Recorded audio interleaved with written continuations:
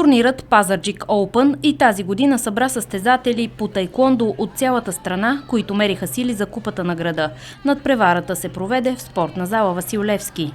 Много се радвам да видя тази установка, която е днес в зала Васил Левски, и се надявам това нещо да продължи с още по-голям ентузиазъм, и ние аз лично, като човек, който спорта ми е дал много на мен, аз също в момента се опитвам чрез спорта да допринесеме за развитието, по-доброто развитие на нашето общество, така че каквото зависи от нас, ние сме на среща и ще се радвам винаги по този начин, така с усмивки, да преодоляваме всяка една трудност и дълги години да се радваме на достиженията на нашите състезатели. И най-важното да няма контузии. Специален гост на турнира бе Петър Палазов от Българска федерация по таеквондо. От името на Българска федерация по таеквондо и от името на нашия президент господин Слави Бинев искам да ви приветствам с добре дошли на турнира Пазарджик Open.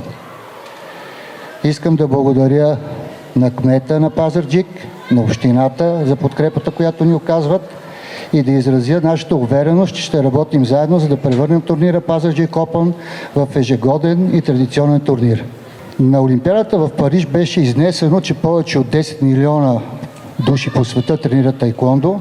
Ние се радваме, че жителите на Пазарджик имат възможност да станат част от това огромно таеквондо семейство.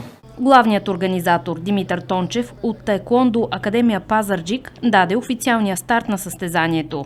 Този път имаме доста повече състезатели от предишната година, доста повече почитатели и се надяваме за напред клубът ни да израства и да се развива, да развиваме спортните, да развиваме спорта в града и като цяло младежта да спортува.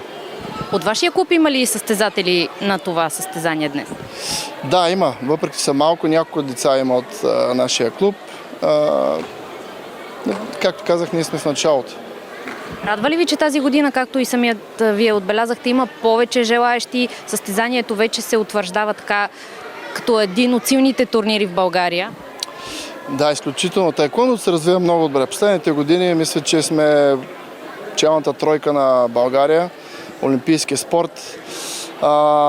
Това не е без помощта, бих казал, и на община Пазарджик, на кмета, изобщо на цялата община като цяло. Имаме съдействие, помагат. Федерацията също, в лицето на господин Бинев. Мисля, че това е едно всеобщо дело, което ние сме отражение вече последствие на нашите клубове. Нещата се развиват в много положителна насока, бих казал. След интересните срещи по време на турнира, комплексният победител е Таеквондо клуб Гладиатор, които спечелиха общо 16 медала – 8 златни, 4 сребърни и 4 бронзови. На второ място остана Таеквондо клуб Турбо с 5 златни, 9 сребърни и 5 бронзови отличия. Трети в генералното класиране е Таеквондо клуб Августа с 6 златни, 4 сребърни и 1 бронзово отличие. Следващото състезание от календара на федерацията е държавното първенство по таеквондо, което ще се проведе в Самоков.